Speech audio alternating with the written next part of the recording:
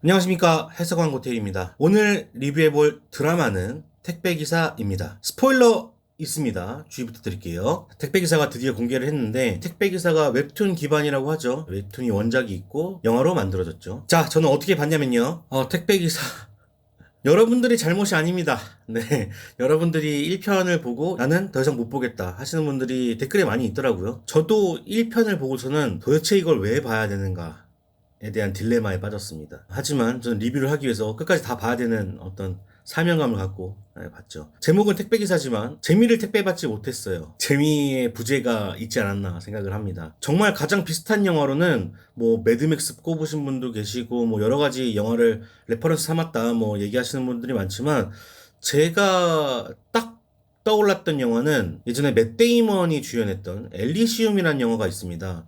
뭐 환경이라든지 그리고 계급 사회라든지 그리고 그 중심부에 있는 최신식 어떤 도시, 그리고 내용도 마찬가지로 엘리시움과 가장 많이 닮아 있습니다. 엘리시움도 어떻게 보면은 크게 막 큰 예산으로 만든 영화는 아니었는데 이번 드라마와 비교했을 때 엘리시움이 낫어요. 네, 확실히 말씀드릴 수 있습니다. 그리고 이번 영화가 250억 들었다고 하죠. 네, 많이 들었을 것 같긴 해요. 헐리우드와 비교해보면은 4분의 1 수준밖에 안 되는 겁니다. 그래서 그렇다고 칩시다. 예, 그거는 넘어가죠. 요번에 좀 잘 나왔으면 좋겠다는 생각이 있었거든요. 제가 좀 웹툰을 기반으로 한 영화를 좀 불신하는 그런 상황이라서 좀 잘 나왔으면 좋겠다는 생각을 했는데 편견 없이 봤는데 요번에도 역시나가였습니다. 저는 그러니까 의문이 하나 생겨요. 이럴 때마다. 제가 웹툰 잘 안 보니까. 웹툰 잘 모르겠지만 웹툰은 정말 재밌었나? 재밌으니까 영화로 만들어졌을 거 아니에요? 근데 영화가 다 그래. 다 별로야. 그렇다면은 웹툰에 문제가 있는 것이 아닌가? 그 웹툰을 보고 선택하는 사람들의 문제가 있지 않나? 감히 한번 소신을 이야기해 봅니다. 웹툰이 재미없으니까 영화도 재미없는 것 아닐까?가 이제는 거기까지 갔어요. 이게 만화기 때문에 허용된 거지 실사로 왔으면은 당연히 망하는 수순? 이렇게 되는 것이 아닐까라는 의문이 생겼어요. 제가 지금 아직 확정 단계는 아닌데 의문 단계예요. 웹툰은 영화가 되기에 부적절한 것인가? 좀 더 지켜봐야 될 것 같습니다. 자, 그러면 택배기사 리뷰해 보도록 하겠습니다. 좋은 소리가 좀 안 나올 것 같아요. 재밌게 보신 분들한테 죄송합니다. 일단 첫 번째, 일단 이 택배기사는 치명적인 문제가 있어요. 이것도 치명적이에요. 왜 여러분들에게 재미를 선사하지 못했나? 재미를 배달하지 못했나? 그것에 대한 이야기입니다. 제가 리뷰를 한 영상들을 보면은 그 얘기가 많습니다. 동기부여. 관객에게는 동기부여가 필요해요. 내가 이것을 끝까지 봐야 할 의무 같은 거. 취향이 저격당하거나 아니면은 배우가 마음에 든다거나 아니면 내용이 마음에 든다거나 뭐 여러 가지가 있을 거 아니에요? 그 영화 안에 드라마 안에서 있는 재미들을 끌어내줘야 보는 사람에게 동기부여가 생기거든요. 내가 주연 배우를 정말 좋아해서 팬이어서 끝까지 봐야 된다든지 아니면 줄거리가 처음부터 주인공이 막 비참해. 그래가지고 얘가 좀 살아남는 걸 보고 싶어. 그래서 줄거리에 조금 더 끌린다든지 아니면 너무 CG가 화려해가지고 내가 이거는 끝까지 봐야 되겠다 생각이 든다든지 뭔가 이런 것들을 계속 제공해줘야 되는데, 자, 한번 천천히 살펴봅시다. 자, CG에 대해서 얘기하시는 분들이 상당히 많으실 걸로 아는데 저는 CG는 단순히 도구라고 생각합니다. 영화 안에서 쓰여진 도구. 돈이 많으면 많을수록 더 CG가 좋을 것이고 돈이 적으면 적을수록 CG가 좀 나쁠 것이고, 그러니까 돈에 따르는 것이기 때문에 평균적으로 영화를 본다면 헐리우드의 4분의 1 수준밖에 안 되기 때문에 그게 시청자에게 동기부여가 됐나? 그건 아닐 것 같단 말이에요. 자, 그럼 두 번째, 김우빈, 송승헌. 요건 동기부여가 될 수 있어요. 팬분들이 계실 수 있으니까 요거는 뭐 넘어가고요. 근데 또 연기를 또 싫어하시는 분들이 좀 계시더라고요. 댓글 보니까. 웹툰이라서 이건 큽니다. 제가 웹툰을 보지 않아서 요거는 대답을 못 하겠고요. 미술. 이게 실외는 저는 괜찮다고 생각을 했는데, 그래요, 외부는 괜찮다고 쳐요. 내부는 전 정말 미술팀의 한 사람으로서 이렇게 아무것도 없어도 되나? 여기가 감방이지 미술적으로 표현이 됐나? 물론 시설이나 세트나 이런 것들은 표현이 됐어요.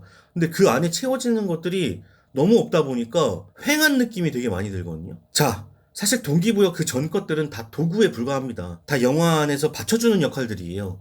정말 메인, 줄거리에선 동기부여를 주고 있느냐? 이게 문제예요. 줄거리에서 동기부여를 못 주고 있어요. 특히 1화에서. 자, 드라마는 1편, 2편, 3편, 1편을 봐야 2편으로 넘어가고 2편을 봐야 3편으로 넘어가는 시스템입니다. 영화처럼 한 큐에 볼 수 있는 시스템이 아니란 말이에요. 언제든지 끊어갈 수 있고요. 넷플릭스는 또 그런 장점이자 단점이 있지 않습니까? 자, 1편에서 사람들한테 동기부여를 줘야 돼요. 근데 김우빈 씨가 하는 역할, 김우빈 씨가 택배기사로서 뭔가를 하고 있는데 그것이 설명이 되었나? 아니요, 설명되지 않았어요. 전혀 설명되지 않았습니다. 그가 레지스탕스라는 거는 웹툰 보신 분들이나 아시는 거지, 웹툰을 못 보신 분들, 이 웹툰 보신 분들만 보라고 한 게 아니잖아요. 다양한 시청자가 존재하는 거란 말이에요. 이 다양한 시청자들에게 김우빈 씨에 대한 행동을 설명하지 못했어요. 드라마는 뒤에 자꾸 공개하려고 합니다. 근데 1편에서 실망감이 크면 2편을 안 보게 되거든. 이 5-8의 동기부여를 관객에게 전달했느냐? 전혀 전달하지 못했습니다. 두 번째, 사월이가 나옵니다. 이 사월이가 계속 택배기사가 되고 싶어 하는데 막연한 어떤 꿈 같은 거예요. 계속 그런 모습이 나오다가 맨 마지막에 가서야 동기부여를 주게 되죠. 근데 중간에 껐다면 이것도 문제죠. 사람들은 끝까지 안 본다는 거. 끝에쯤 가니까 사월이는 좀 동기부여를 주는 것 같다. 하지만 이 드라마를 봐야 되는 이유, 목적, 우리에겐 없었다. 자, 설아도 마찬가지죠. 설아도 뭐 배경 설명 없이 쭉 진행되다가 맨 마지막에 안 나오고 2화에서 그것을 보게 되죠. 슬아가 죽은 걸. 그때부터 동기부여가 생기는 거거든요. 자, 또 중요한 인물. 바로 류석이죠. 이 드라마가 왜 동기부여가 안 생기냐. 각각의 캐릭터도 동기부여 안 생겼어. 근데 결정적으로 동기부여가 안 생긴 건 류석 때문이에요. 여기 이 영화 드라마 안에서 메인 빌런이잖아요. 메인 빌런인데 메인 빌런 짓을 하지 않는다는 거죠. 하더라도 그것이 류석과 관련됐다고 생각하지 못하게 되죠. 그게 가장 큰 문제입니다. 아군들이 있고 정말 센 적이 있고 그 적을 깨부숴야 되는 목적이 생기고 그래야만 이 드라마가 재미가 있어지는 거고 긴장감이 생기는 건데 1화는 배경 설명만 쭉 늘어나요. 이 캐릭터는 이런 성격이야. 이 캐릭터는 이런 성격이고 저 캐릭터는 저런 성격이야. 1화는 설정집의 그 맨 앞장에 나오는 캐릭터 설명, 등장인물 소개 딱 요거 정도거든요. 6화잖아요. 분배를 잘했어야죠. 영화 안에서는 5분, 뭐 길면 15분 안에 그게 다 결정이 됩니다. 뭐 2시간이라고 치더라도 압축해가지고 그 사람들은 설명하려고 대사, 그들의 몸짓, 행동, 오프닝 다 신경 써서 넣는단 말이에요. 근데 이 드라마는 그것을 48분 안에 담았어요. 너무 길어요. 사람들은 인내심이 짧습니다. 요즘에는 유튜브로 영화를 보는 시대예요. 정말 저는 그거 반대합니다. 여러분들도 그런 유튜브가 있다면 보지 마세요. 그것은 영화를 다 본 게 아닙니다. 근데 요즘 세대들은 그것을 영화를 다 봤다고 치는 시대가 됐잖아요. 그런 사람들이 15분 안에 영화를 끝내야 되는 사람들이 이 드라마 48분 기다릴 수 있을까요? 못 기다린다는 거죠. 만약에 TV였으면 가능하겠다. TV였으면. 근데 이건 넷플릭스잖아. 한 번에 완성품까지 딱 공개되는 그런 드라마인데 시청자들에게 이 드라마를 봐야 될 목적을 주지 못했습니다. 그 댓글들이 많았어요. 3화부터는 괜찮아진다. 제가 이것도 설명드릴게요. 왜 3화부터는 괜찮게 느껴졌는지. 그 참아냈던 사람들이 왜 3화에서는 그나마 좋게 봤는지. 1화, 2화, 2화까지도 동기부여가 나오지 않습니다. 류석은 그냥 장관들 만나고 대통령 만나고 그것뿐이에요. 이 사람이 도대체 무슨 목적으로 이렇게 하려고 하는지에 대해서, 아니 왜 이 사람이 나온지에 대해서 잘 모르겠어요. 2화까지도. 자, 3화에 들어가면은 소기의 목적이 생깁니다. 바로 사월이의 성장이죠. 사월이가 어떤 오징어 게임 같은 형태, 서바이벌 형태로 돌입하게 됩니다. 왜냐면 택배기사가 되기 위해서죠. 이 택배기사의 그 서바이벌 시스템이 액션 위주고 또 서바이벌 위주다 보니까 서바이벌, 우리나라 국민들 굉장히 좋아하지 않습니까? K-팝 스타, 프로듀스, 최근에는 보이스 플래닛, 예. 요즘엔 TV만 틀면 다 서바이벌이잖아요. 그 시스템이 3화 안에 녹아져 있어요. 그래서 사월이가 그 성장해 나가는 과정, 훈련 과정, 그런 것들을 보면서 소기의 목적이 생기는 거예요. 택배기사 타이틀을 딸 수 있을 것인가? 없을 것인가? 그거에 대해서 관심이 생기는 거거든요. 그래서 3화가 재밌어지는 겁니다. 1, 2화하고는 전혀 다른 성격으로 바뀌는 거예요. 하지만 3화에서 4화 정도에서 그 서바이벌 시스템이 끝나죠. 그러면서 또 다시 본론으로 들어갑니다. 그러니까 드라마나 영화에서는 동기부여가 생겨야 긴장감이 생기는 거고, 이게 굉장히 중요합니다. 이것을 소기의 목적이라도 주지 못하는 순간 관객은 외면하게 돼 있죠. 근데 또 문제가 있습니다. 이제 드라마가 진행되면서 문제가 사월이의 존재예요. 3화하고 4화에서 사월이가 성장해 나가는 과정을 봤단 말이에요. 그리고 얘가 택배기사가 되려고 했단 말이죠. 왜 택배기사가 되려고 했냐? 이게 또 어그러집니다. 사월이의 어떤 택배기사가 되려는 목적은 1화와 2화가 다릅니다. 1화에서는 무작정 꿈꾸는 어떤 소년이었다면 2화부터는 자기 동생이 죽었잖아. 자기 동생이 죽어서 그것을 밝혀내고자, 그 여동생의 죽음을 밝혀내고자 택배기사가 되려고 했던 건데 3, 4화 지나고 나서 5, 6화에서부터는 사월이가 그런 본격적으로 행동을 했었어야죠. 근데 그가 스스로 얻어낸 건 아무것도 없다는 겁니다. 스스로 여동생의 죽음에 대한 어떤 조금의 일말의 단서조차도 찾아내지 못합니다. 그는 택배기사에 집중하게 돼요. 택배를 운반하는 거에 집중하게 된다고요. 그래요, 뭐 택배기사가 되고 싶었으니까 그렇다고 칩시다. 그래도 이제 얼마 안 남았단 말이에요. 6화가 마지막이에요. 그러면 5화 정도에는 얘가 스스로 어떤 것을 비밀을 밝혀내려고 하고 그 가던 도중에 5-8을 만나게 되면서 이제 레지스탕스의 역할을 제대로 한다든가 뭔가 그런 내용이 나왔어야 되는데, 웹툰 원작이 원래 그래서 그런 건지 아니면 오리지널리티인지는 모르겠지만 결국에는 복수를 하지 못합니다. 류석에게 끌려가게 돼서 피를 빨리게 되잖아요. 그리고 나서 나중에는 그 기진맥진한 상태로 5-8에 의해서 구해지게 되죠. 도대체 사월이의 존재는 뭡니까? 왜 택배기사가 되려고 했고 그의 역할은 뭡니까? 자, 여기서 어떻게 보면 좀 장점이 나올 수가 있어요. 이 사월이의 목적은 류석에게 피를 공급하는 게 목적이었던 거예요. 이 드라마 안에서. 류석은 병을 앓고 있었고, 이 병을 치료하기 위해서 돌연변이가 필요했고,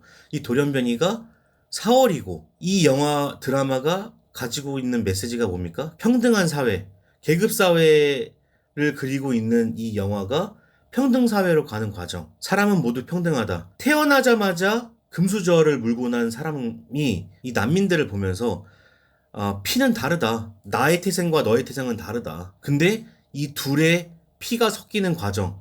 그 무시하고 천박하게 봤던 이 난민들의 피가 나한테 통한다. 이 얘기 아니겠습니까? 이 드라마 안에서 시사하는 바가 정말 큰 장면입니다. 피를 나누고 있는 모습. 그렇다면 이 사월이의 역할은 그 정도라면 굳이 택배기사가 돼야 했으며 굳이 이 여동생이 죽었어야 했나? 저는 조금 미미하다고 생각해요. 자, 예를 들어 봅시다. 자, 1화에서 사월이가 순수한 돌연변이로 보여져요.